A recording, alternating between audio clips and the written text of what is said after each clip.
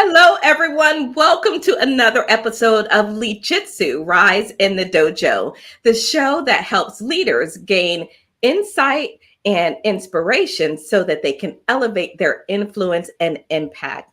So if you're ready, we're ready, and we are prepared to rise.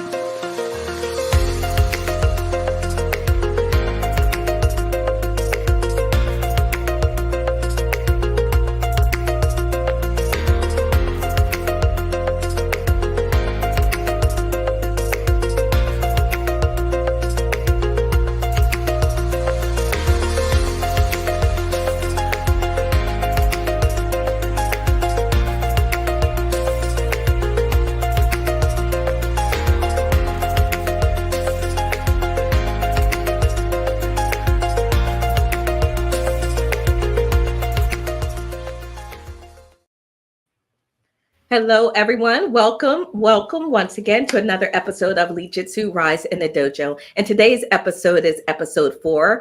And our conversation and topic today is perfect for the end of our intro, Together We Rise, as we're going to be talking about inclusive cultures. And in fact, who is in charge and responsible for your inclusive culture?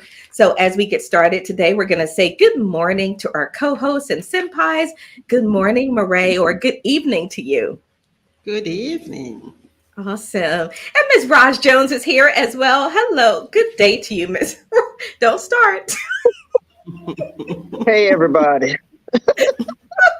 If you all could, all right, let me just let you in on a little secret. If you all could just see what happens behind the scenes sometimes, then you would be laughing right along with us right now. But right now, we're going to say good morning to our special guest. And I'm so excited to have Leslie Short joining us today. And give you a quick introduction on Leslie. Leslie is the owner of the Cavu Group and author of Expand Your Current Culture. She's a corporate operations strategist, and she has been selected as one of the 50 top Pennsylvanians making social impact, along with all of her other accolades. She started the Cavu Group to facilitate and create new solutions to old and new issues within the diversity, equity, and inclusion and company culture space. She's also a former classical dancer, which is just amazing in and of itself. And so, Ms. Leslie, we are thrilled to have you. Good morning and welcome to the show. Good morning. I'm happy to be here. I'm looking forward to this conversation. Awesome. Well, we're going to get started and we're going to dive in here in just a moment. But before we do our breathing first and enter the dojo, I want to just ask you to get us started by telling us one thing that we get wrong about inclusion or inclusive cultures. We think it's about us and not about the people that we're actually supposed to be including. Oh, I mean, it's not about me. It's not about you. All right. Well, thanks for bursting my bubble early this morning. And let's get started. So let's do our deep breathing first, because I want to dive into this conversation. So quick fact about deep breathing. Did you know that patients who practice deep breathing exercises reported up to a 30% reduction in perceived pain levels? And this is according to pain management research. So if you have someone out there, know someone dealing with pain, you might encourage them to engage regularly in deep breathing.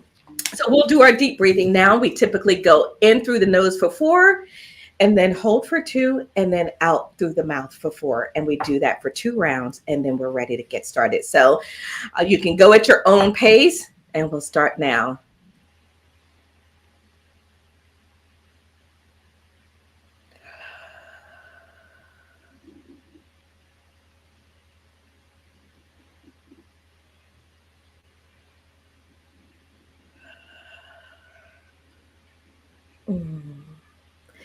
Breathing is central and really opens up our pathway to success. And it's really important for us as we prepare to enter the dojo.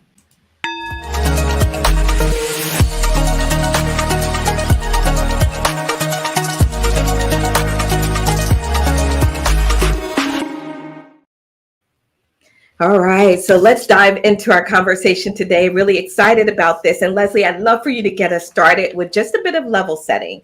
I like the audience to know exactly what we're talking about and how we're going to talk about it. So I want you to start by telling us what DEI is, and then we're going to say good morning to a few folks that have commented out there. But start by telling us, give us your definition of DEI, because I'm not sure we can really talk about inclusion well if we're not all on the same page. Absolutely. And that's probably the biggest issue.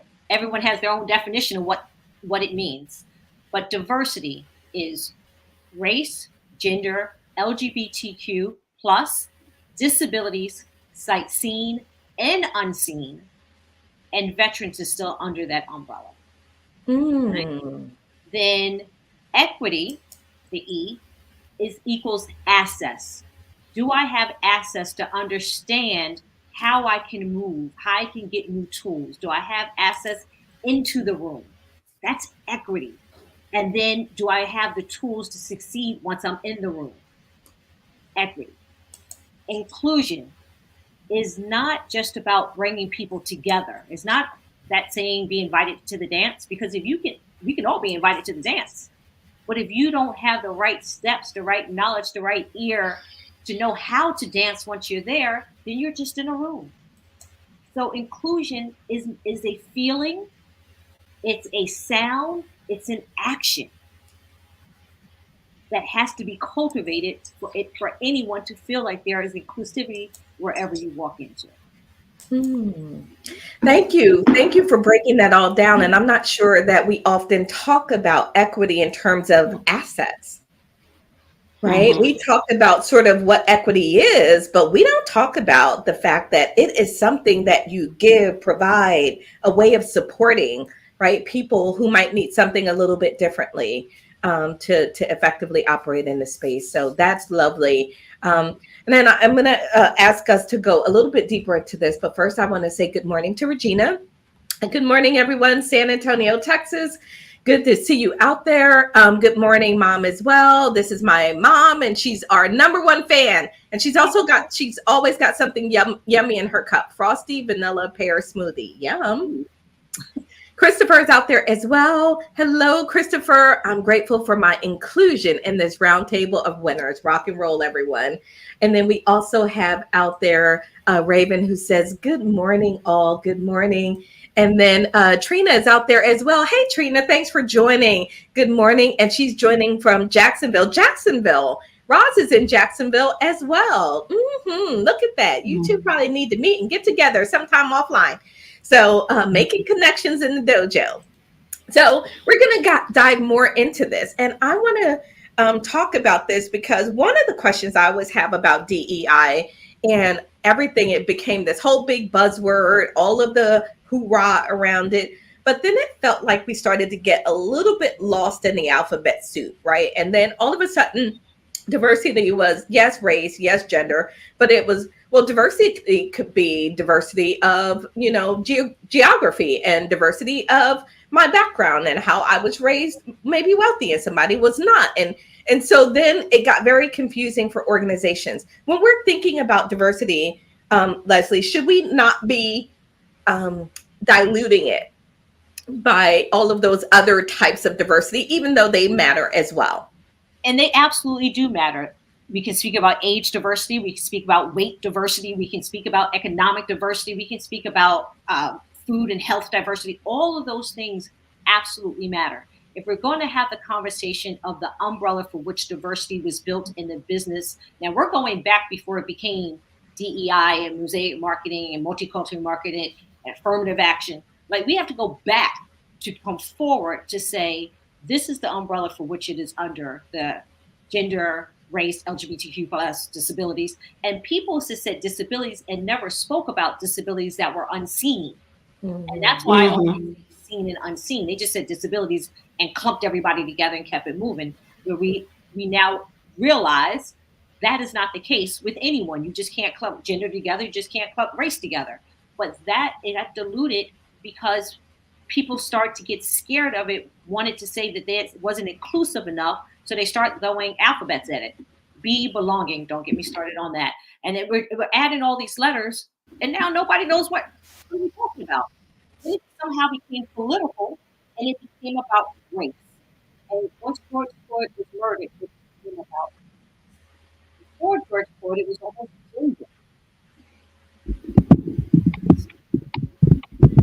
I'm losing your mic a little bit. Your voice cut out a little bit there. Oh, I'm sorry. There Can you go. hear me now? Yes. So I said before George Floyd, people were speaking about gender. When they were speaking about diversity, they still were speaking about race, but they were really speaking about gender. And that is at the point that all of a sudden you saw women being appointing on boards, but then it was white women that was appointed on boards, and everyone was like, okay, good, we're diverse now. We said gender. We didn't need to do anything else. When we speak about diversity, if you're not having a full conversation about race, gender, LGBTQ plus, disabilities like seen and unseen, and veterans, then you're not having a full conversation about diversity. And then you have all the other categories that definitely belong. Age, when you're looking at things, they all have to be considered. But let's be clear on the conversation for which we are having and the definition for which we are using. When I work with companies, I go in and I say, what's your definition of diversity? What's your definition of inclusion? What's your definition of equity? And what is your definition of culture? See, because if you haven't defined it, then how do you do it? Yeah. And that's what we're missing. It's really powerful. And as each of us are operating sort of in our own space and, trying to show up, I think that it's so important for us to just be aware of where we are and what's happening around us. And I want to ask this question because I'm not sure it's one that I hear asked often. What is those of us that consider ourselves part of those diverse groups, right? Whether it is race, gender, LGBTQ, what is our responsibility in terms of an inclusive culture? So this is the reason my book is entitled Expand Beyond Your Current Culture. You have a responsibility to not only know your culture, but to be aware that there are other cultures next to you, around you, with you. We don't do this. We don't walk in this world alone. So it is your responsibility. If you are a leader, you're responsible to understanding the folks that you have hired, right? And not saying you need to be an expert, but you need to be aware. If you are someone that just wants to be a good, decent human being, can we just go back to humanity and realize that everyone doesn't look like you, sound like you, or walk like you? But doesn't mean they're any less important than you. I always put up a post that just because my culture doesn't look like your culture doesn't mean that it's no good. It just means that it's different. We have books. We have the internet. There's no reason why anyone can't research culture at this point. Marae? No, I just wanted to add on what Leslie said at the beginning is, we need to know what we, define what we mean by diversity. And why I'm saying that is because I've worked in different countries, and diversity means different things, in those different countries and in the companies, the local company that I've been able to work for. And it is important to actually define it clearly and really so that you can engage the right people and also create the inclusion that is needed, when you have this clarify all of this. And I think it's very important. It's part of what we call the rule of engagement. As soon as you have defined, this diversity, then you can, have clarity on how you're going to engage, how you're going to include people, and back it up with the research that Leslie is talking about. So that's just what I wanted to add here. Yeah, Raj, you look like you were going to say something.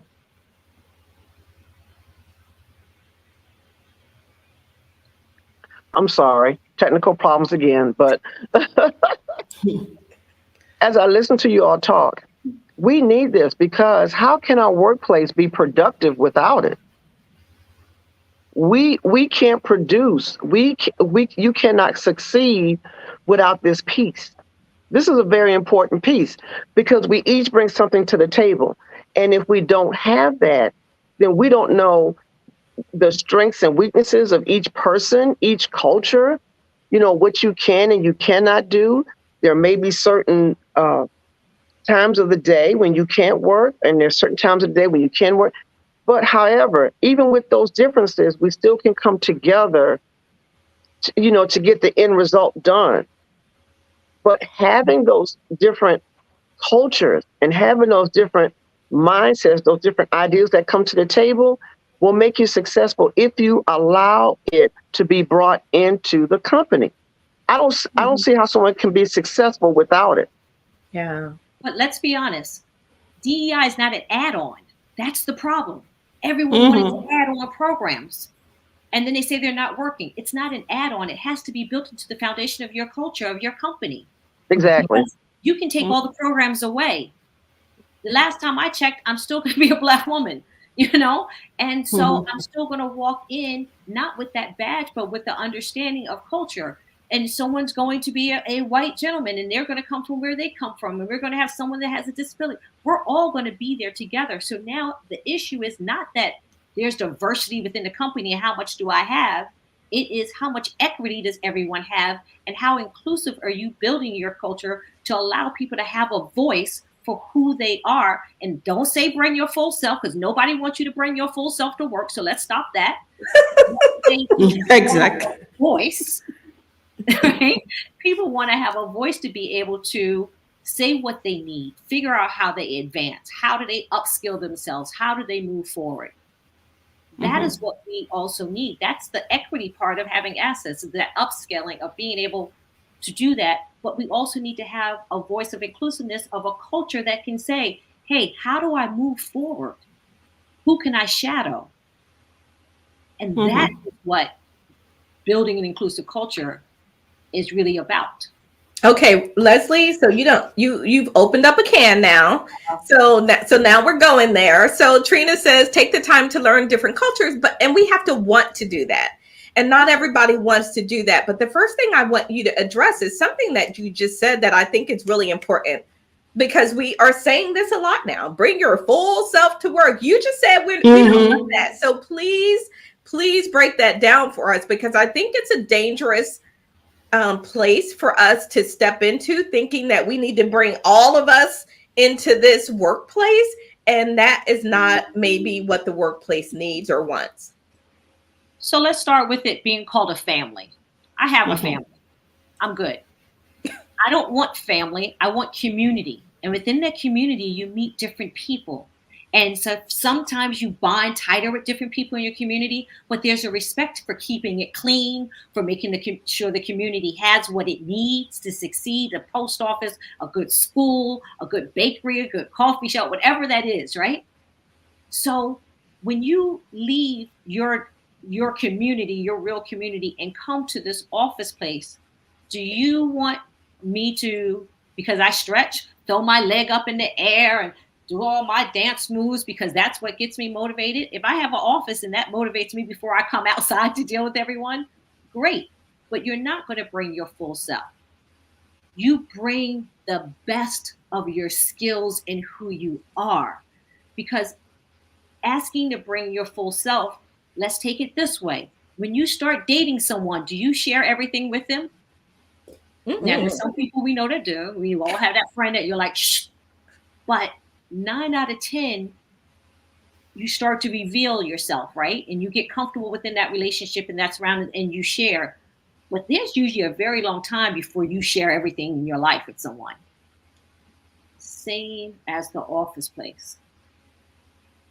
You bring who you are, you have your voice, but everything is not for everyone and for every place at every time.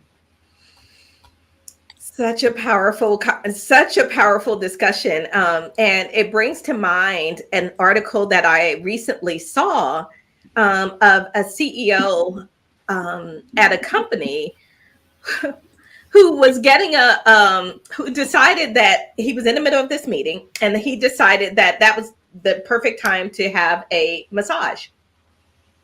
So he said he checked with everyone, right? And they said it was cool. So he's in this meeting with his shirt off, getting a massage. And I thought to myself, oh, okay. So first of all, you checked with everybody and everybody's like, oh, yes, sir, it's cool. Well, first of all, who's going to tell you it's not cool, right? Exactly. Who's comfortable having that conversation? But second of all, why are you doing something that everyone wouldn't feel comfortable doing and you would not allow everyone else to do? Can I sit there as a woman in the meeting with no shirt on, just get them?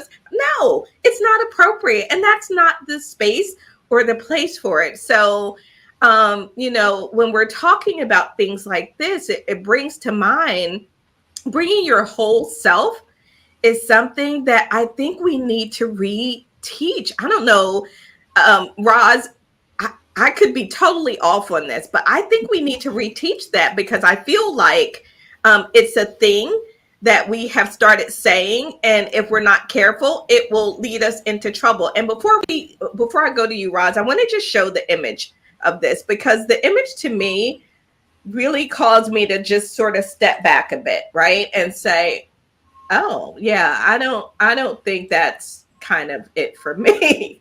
But now I have a story, not about this one. This one's a little bit took it to the edge with no shirt.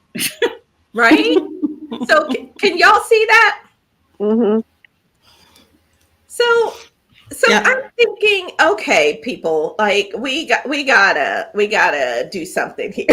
Mhm. First of all, I would have left the meeting. I would have got up me and too. left. Because if you sit there, that means that you agree to that it's okay. And That so means you have a voice that you will use because most people are too scared for their job and to check to get up. Right. no. At this point in my life, I'm not sitting anywhere or doing anything that's bringing negative energy, a negative vibe, and it's not a part of my character, my morals, my integrity about who I am. So if I sit up there and would watch this, that means I agree with you, and I don't. Am I doing it because I need my job? I don't need my job that bad. I'm sorry. I mean, it's at some point you got to put your foot down and say, no. So I also I'm going to throw a monkey wrench into this for a second, ladies. Yes. Mhm. What is their culture? And what country was that? Number one, because, I lived out of the U.S. for 13 and a half years. So culturally, whether we agree, there are places where that is acceptable.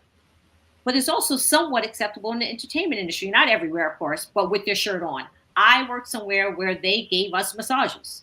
And you could sign up for it and anyone could get it. And if they would come around and they would massage, but you chose whether you wanted to have that 20-minute massage or not. So is that part of the culture of what they're giving?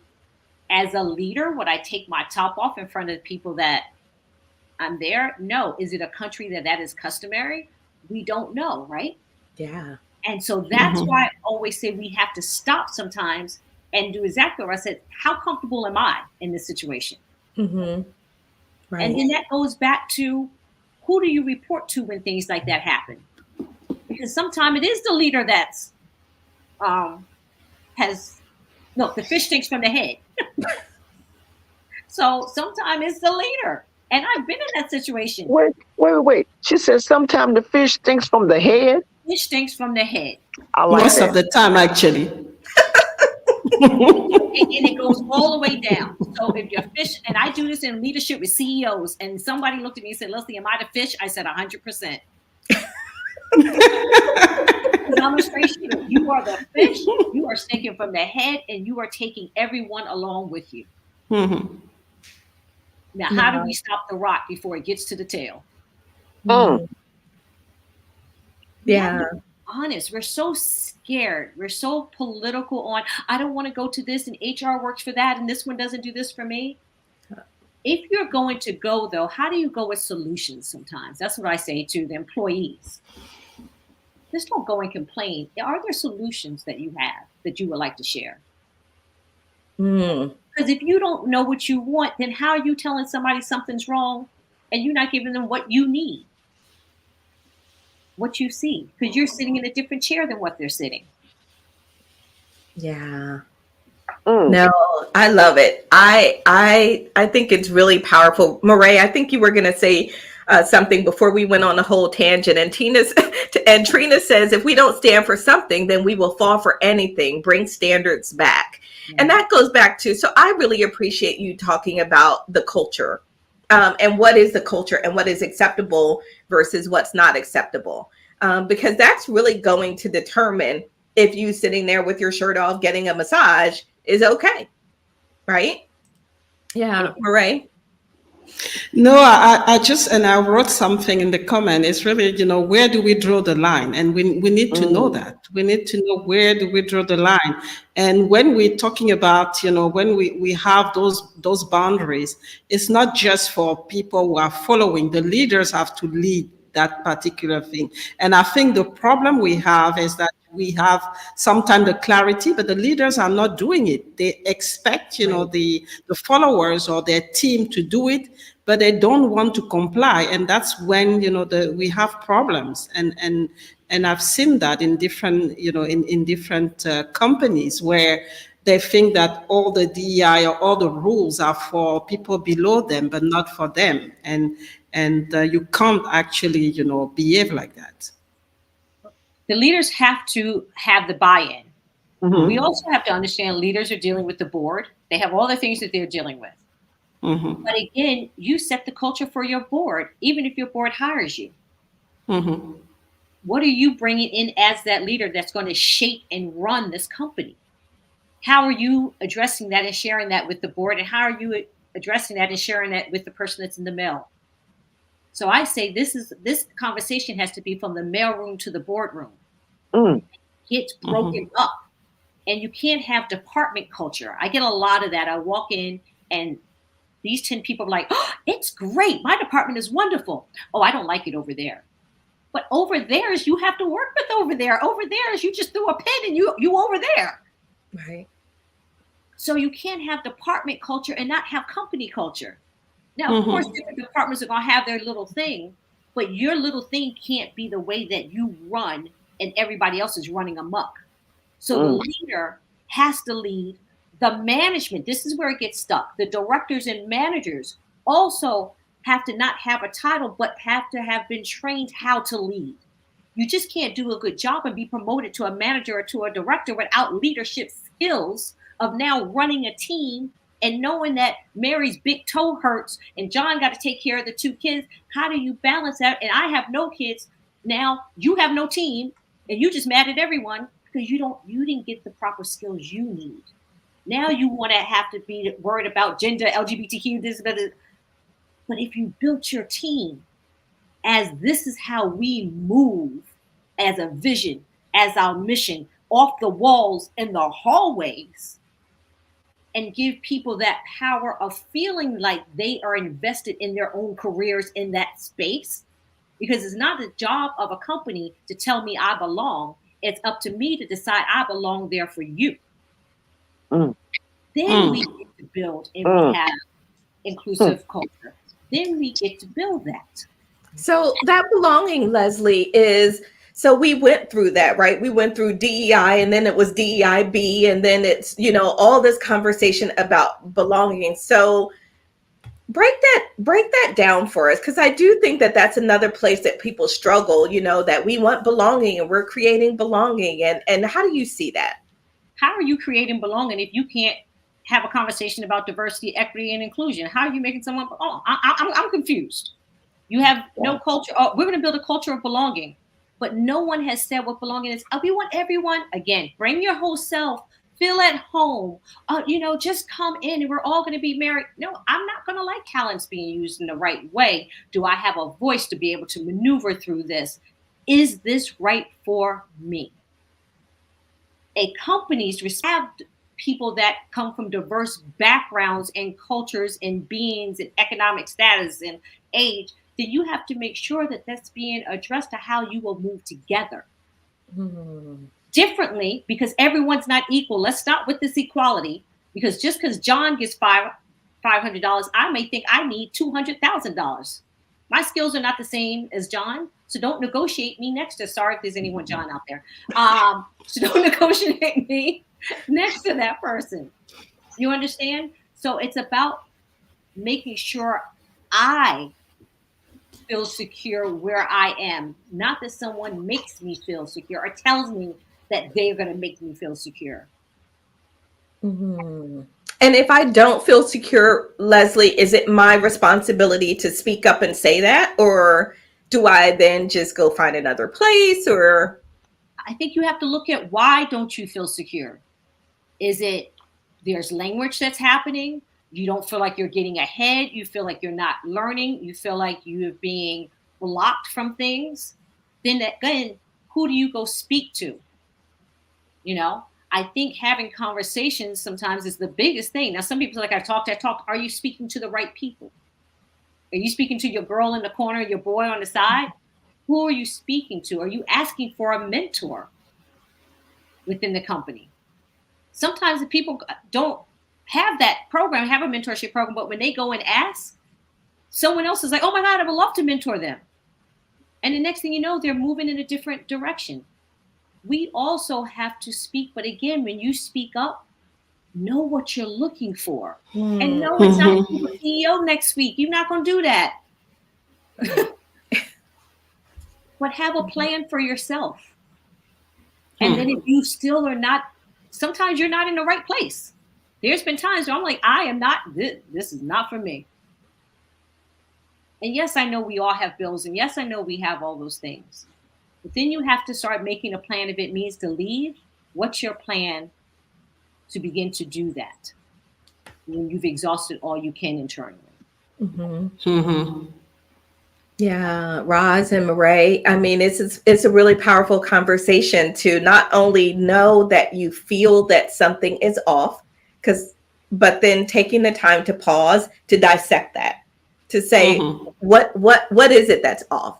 You know, is it every meeting I think I belong in, I am not included. And then they come out and then they go, oh, here's what happened in the meeting, right? Or, you know, maybe I'm in the break room and somebody says something off color and it's off-putting or it's offensive. And so what is it that's making us uncomfortable? And so that we don't feel like we're belong. I think that's really powerful. And I don't know that we break that down enough. For people, they know they get the feeling, but then they don't know what to do with it and they don't dissect it. And then they're like, this place just isn't for me. And next thing you know, you have top talent walking out the door. Right. Yeah. So, Roz, I don't know, like from your perspective, you know, how's this conversation landing for you and what are you feeling and hearing in this? Because I know as a small business owner, you hire a team to go into people's homes and to do that work. And you know, how does inclusion play out in that? I was thinking, I'm a hold a pin in that. I want to say this. When I was in corporate and I was going to work, my mother would always say, when you're in Rome, do as the Romans do. Remember? Yeah. You dress a certain way, you act a certain way, and usually I was the only one. You know, so and so I didn't have a voice. I came in, I sat at my desk, I did my work, and I went home. And people didn't ask me my opinion. So now some of us old fogies have to be retrained. And some of the younger generation speaks up more than what we did because we were taught different. So you have generational gaps, and I'm saying that for a reason. So when I hire, I have the same generational gaps to where some don't speak up, but my younger staff, oh, you know, they put their hand on here. Oh, Ms. Rosalind, you know, they call me a little girl. I'm not a little girl. My name is, you know, and that's generational. Yeah. And so I have to teach them that back during that time, that's what they said. They're not trying to be offensive and just remind them my name is, I am who you know.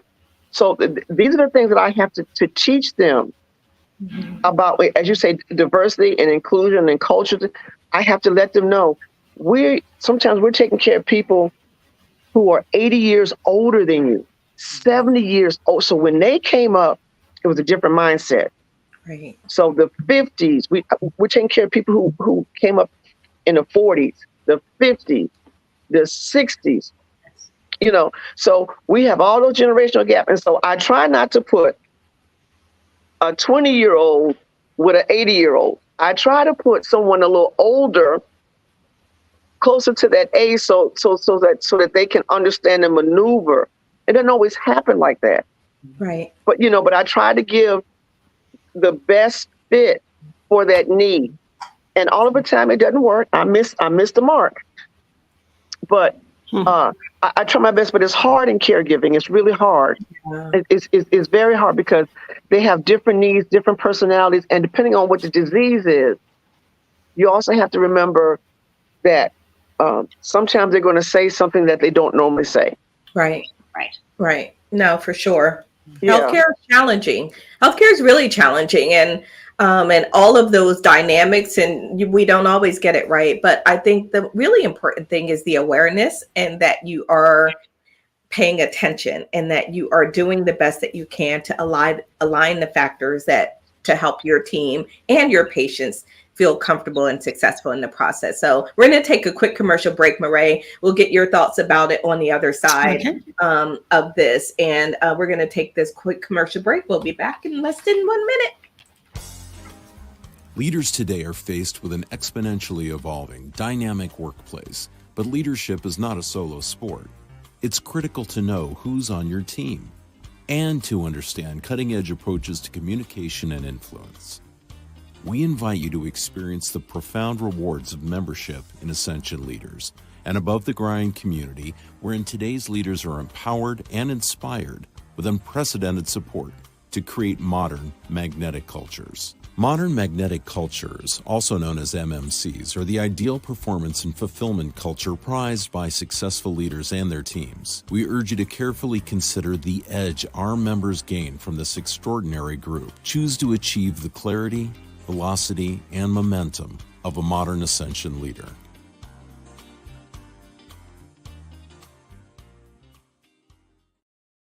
And we are actually having an open house this month in our Ascension Leaders Mastermind group. We have a special guest coming in who's going to talk about conflict and collaboration. So you can visit ascensionleaders.com to learn more information. Now, back to our conversation, because this is really getting good. And Marae, I want to turn it over to you. First of all, I have to highlight, because Trina was cracking me up with this comment, and when she said, "Not the neck moving, Raj," they come to you. Neck moving thing. And we all know how that goes. So yeah, when the neck starts moving, then you better sit down or watch out or do something. So Marae. Yeah, for me, it's I like the fact that you have to use your voice. And why am I saying that? When I started in the oil and gas industry, the first time I went on a rig, and so I was the only woman, and there were only men, and they had a way to talk, and not in a nice way. And the picture that they were putting in their rooms were actually not very, good for a woman. And so I basically, the first few days, I was not saying anything. I tried to kind of blend into the culture, but I was so uncomfortable that I had to talk about it, say that, seeing naked woman in a room, in an operation room, was kind of uncomfortable for me. And if they really wanted me to work in that environment, those pictures had to disappear, and the language, had to change. And I was surprised that, little by little, because I spent about 3 months there, and little by little, at the end, things started to change. The conversation, the way they were interacting with me, but also with them, other men, was also very different. And that's why it's very important to have the opportunity to really express ourselves if we are uncomfortable, and basically say what we want. And so for me I want those pictures to disappear, first of all, and I want to have a different way of being addressed, a different way of communicating, because otherwise I can't work here. And so it is important to have this conversation. And for them, they didn't know, because they were always working with men, so it was normal. And so they were just doing what they know. and without, thinking really. So someone had to tell them, no, it's not okay for me coming in with a different background, and I'm not okay. So really, highlighting that. So I love that. So Leslie, I know you're going to address that, but also would you address the knowing? Because I feel like often we believe that people can read our minds, that they know what we need, they know what we're thinking, they know what's not okay. Because they'll say it. I'll say, oh, well, did you talk about? Well, they know. Well, how do they know? How are they supposed to know if you don't mention it? Because your standards are not there. So address that as well. Especially during the last 4 years. Well, why do I need to teach somebody my culture? Because people know what they know, and they don't know what they don't know, and they don't know what they have experienced. So therefore, if you want to be treated a certain way or something bothers you, have to have them be made aware. And then a little lesson along with it of the why this is what it is, without having an attitude that you have to teach somebody, will go a long way. And then how about you ask a question about theirs as well sometimes? With that on the way, I understand. My boys, you all are used to this poster. She's hot. And then this would be me. She's hot, isn't she? She's hot. I just don't need to see her all the time as we're doing this right now. Exactly. And everyone's going to have their different way of doing it. And that's what you need to know. And that's why you need to know who you are, how you will react in different situations. Because everything can't be the panic button, assuming that everyone should know how you want it or what works in your culture or doesn't. When I've said to people, and it goes back to what I said before, when I say to people, that generation of show up to work, be quiet, keep your head down, don't say nothing, get your check and go home, that was real. And so when CEOs said, listen, they never said anything to me. You're giving me this assessment and I never knew. I had to say to them, this is why. When I worked in the hospital and someone a Jewish family asked for a refrigerator and someone's like, oh, they get special treatment. I'm like, it's not about that. It's about certain foods. It's about it needing to be kosher. That's what they're asking for. She's not asking you to call the car on Saturday because she doesn't want to pick up the phone. It is part of their culture that she is Orthodox. She's not going to do that on a Saturday. And I stood there with the security guard and broke that down for him. And the woman looked at me. She was like, how do you know? I said, because I do. I work with a lot of people from many different cultures. And so I study culture and I understand it's Saturday and that doesn't work for you. Just with Muslims and asking, another woman was passed out in the doctor's office who was older. And the woman ran to give her water. And I said, before you shove that in her mouth, ask her, can she drink the water now? Because I know she is fasting. And the woman, she was older. She just held my hand. She just held my hand just as a thank you that I just stopped. And so we need to be able to address different things and share with someone, not only that it doesn't work, but maybe the why. The why matters so much. And so I get it, because we're angry. People are frustrated, they're tired, they're exhausted, right? All of that. And even with all of that, the question that I ask is, yes, and do you want this to change? Do you want this to change? Because if you want this to change, you got to start where you stand, right? And where you stand is in front of this other person who needs an education, clearly, right? Who may not be aware. And you have the opportunity to help elevate that awareness. So maybe it didn't, you had to feel a little bit of discomfort or pain on the other side, but maybe the next person won't, because you took the moment to educate them and help them understand what was happening and why, and the attitude and the angriness and enough is enough. I get it. Enough is enough, but that's not how this is going to change. That's just my opinion. I don't think this is going to change with anger and the negative energy. I think we're going to have to come from a place of understanding, caring, and love, and moving forward together. And I don't use the word change. I say shift. Because people are scared of change. Change means you're taking something from me. I don't know when that became part of it, because that's not what it is. But for somewhere along the line, if we change, that means I lose out. So that's not the case. So I say to people, how do we make this shift? Mm-hmm. How do we start shifting? Because it's a process. Right.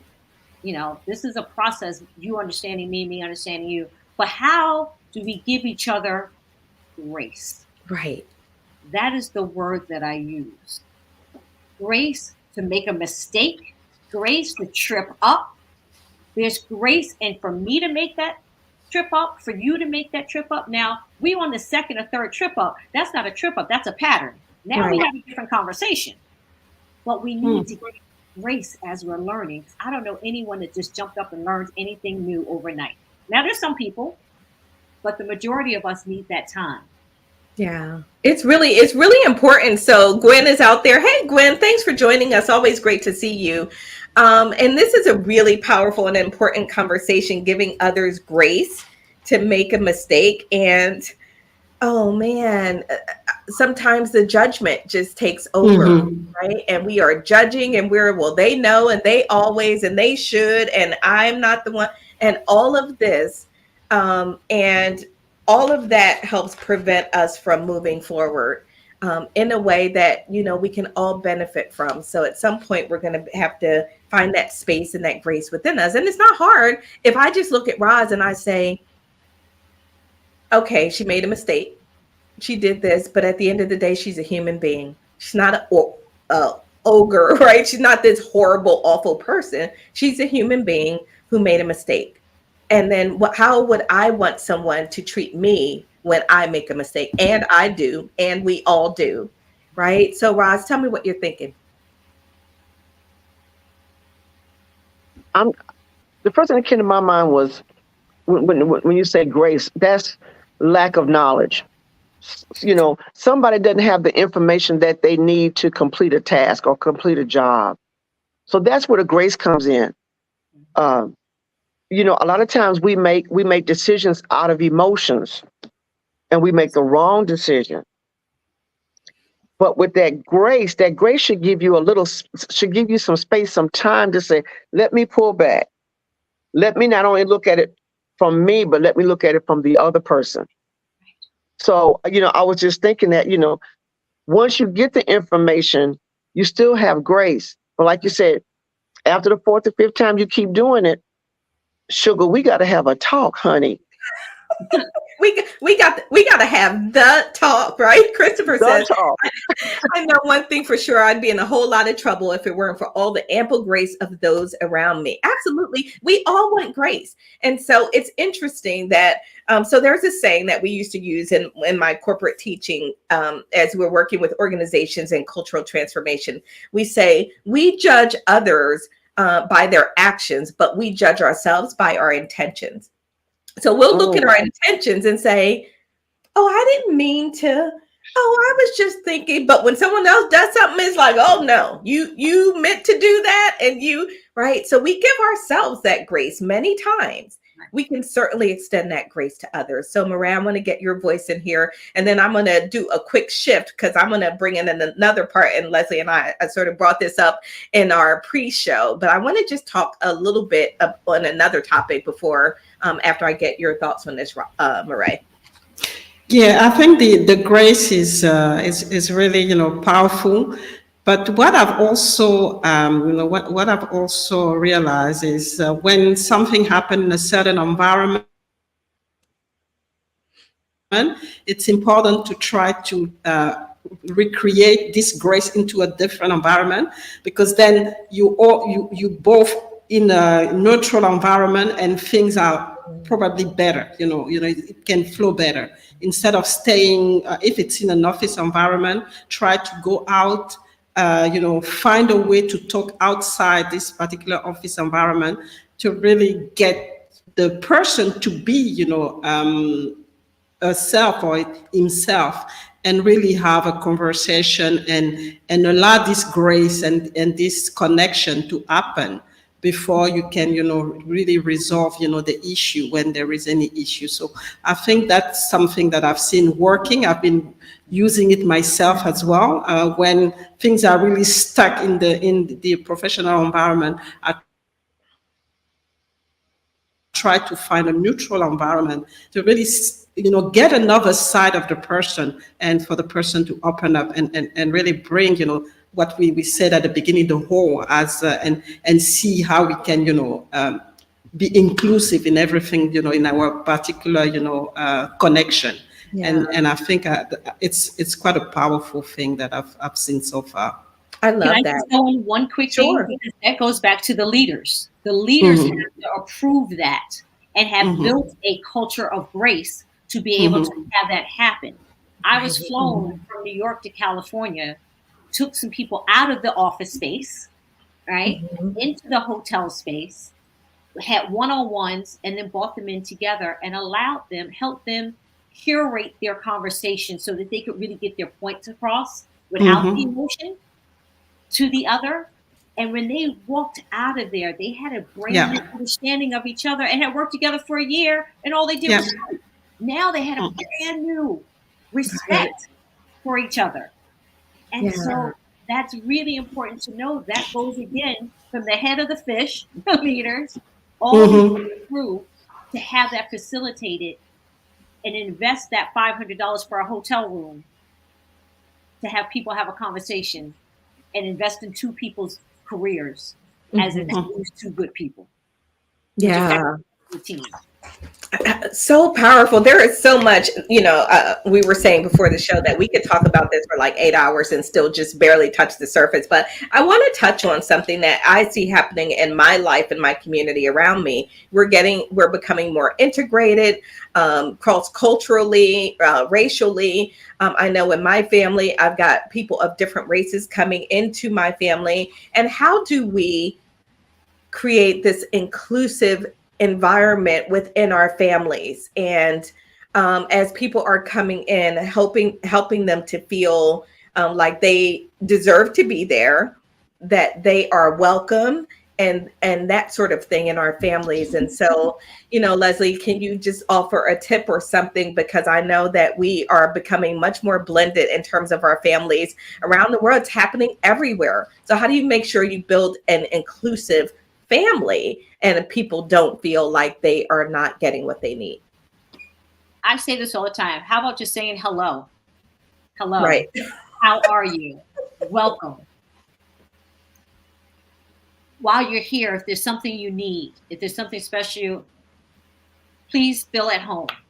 Don't worry about asking for anything. Don't worry about taking anything. Go to the refrigerator, whatever you need. I'm here. I'm looking forward to getting to know you, sharing with you. I look forward to hearing about you. And if there's something you really need, just please let me know while you're here. Yeah. You don't have to go out and buy all the ethnic foods because you think they're ethnic and, let me get the. No, ask. What do you need? What do you like? If I don't have it this trip, I'll make sure I have it next trip for you. How about thank you for loving my son, my daughter, my cousin, my uncle. Thank you for loving them. I love them too. Oh man, that's really, really powerful. And something you said to me before the show that I think I'll never forget is, and you just mentioned it, to ask.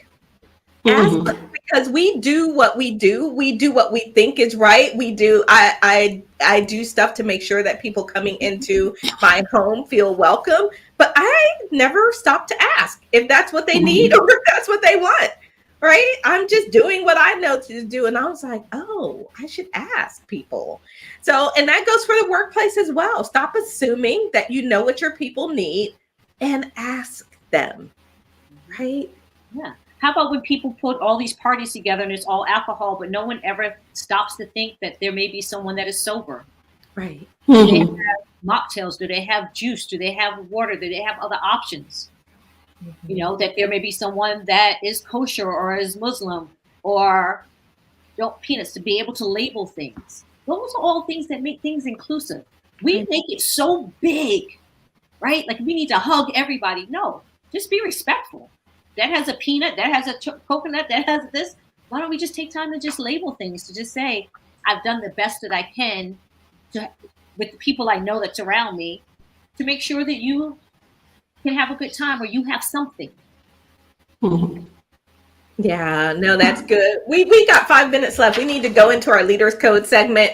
And wow, what a great conversation this has been so far. So let's do our Leaders Code segment. So if you all will take a moment and pull up your Leaders Code. If you don't have the Leaders Code, you can go to leaderscode15.com and get your own, download your own copy, because what we want to do is, these are principles that we use in LEADJITSU, and I always ask, how do they relate to our conversation today, right, when you're thinking about the Leaders Code? So when we come back, we'll ask each member of our panel to share which Leaders Code resonates with them based on our conversation today.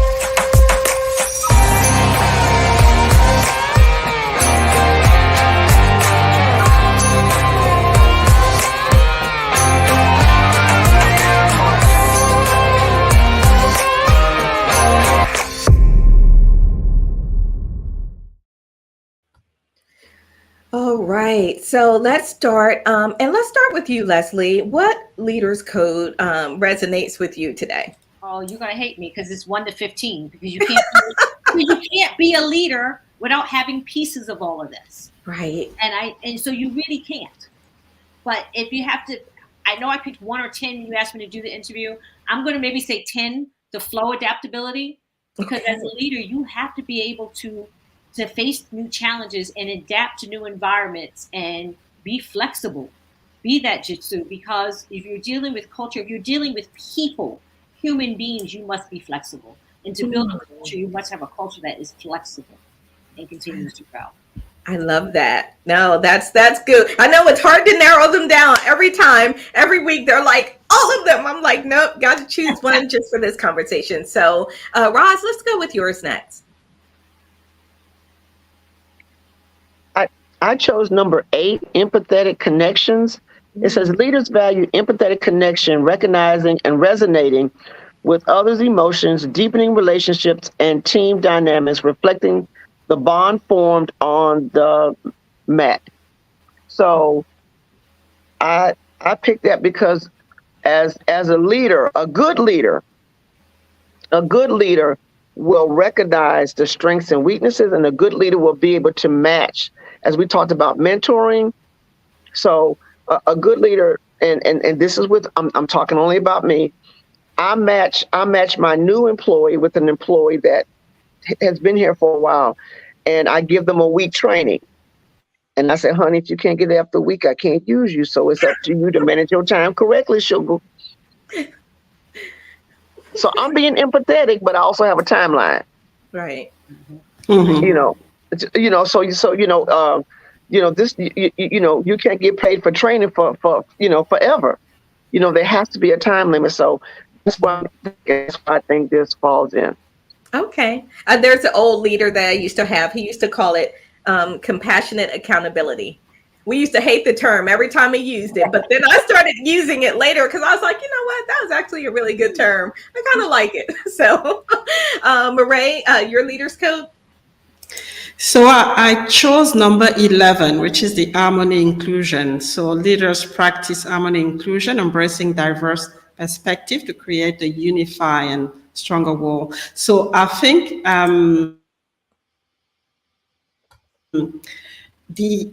the way I see it, I mean, when I've listened to what we discussed today, is we actually take different, it's like when you prepare a meal, you take different ingredients, but the idea is to create an harmony, something that will, be suitable for everyone. So that's really the way I see it as well. We have, people from different background, different stories, different, race, and we try to create an harmony from that, and really have a working environment. Since we're talking about, the office, a working environment that will actually be suitable for everyone, and that's why I'm talking about the harmony inclusion here.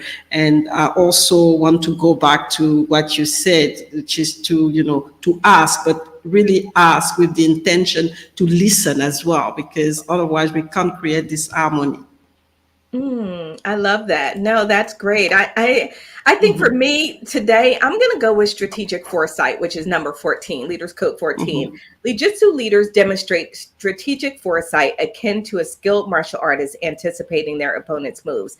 It involves not only having a clear vision for the future, right? What do you want with this DEI work in this space and where are you going? But the ability to foresee challenges and opportunities and plan strategically. Back to what you say, Leslie, like don't hire people that you're not ready for to bring into your culture. So you have to anticipate that strategically in order to be prepared for that. So that's the one I'm going to go with. So when we come up, we're going to wrap up our segment. And what an amazing conversation today. We're going to get Leslie's final thoughts and also hear how we can learn more about the work that you're doing in the world. But first, let me just wrap up so everybody can see this is where you get your own Leaders Code.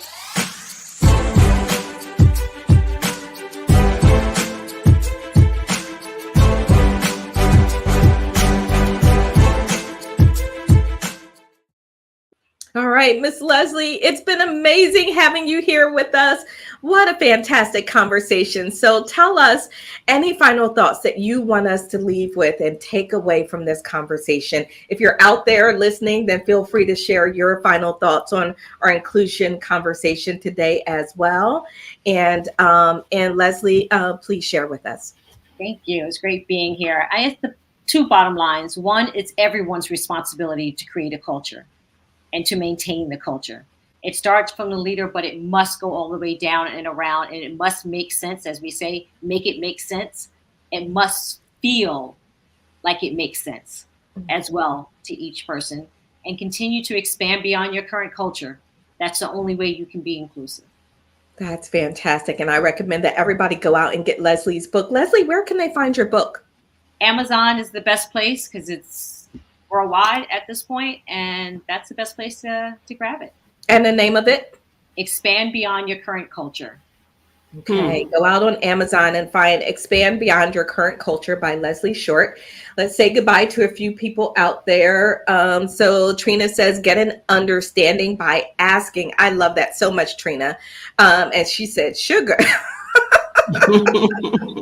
Christopher said, damn impressive. Thank you all for being out there and for tuning in. We'll see you back here next week. I want to say thanks, as always, to my amazing co-hosts and senpais. You all rock and keep me laughing and on top of my toes. So you're amazing. Thank you so much. And we'll see everybody back here next week. Same time, same station for another episode of LEADJITSU Rise in the Dojo. Until then, take care, everybody. Bye-bye.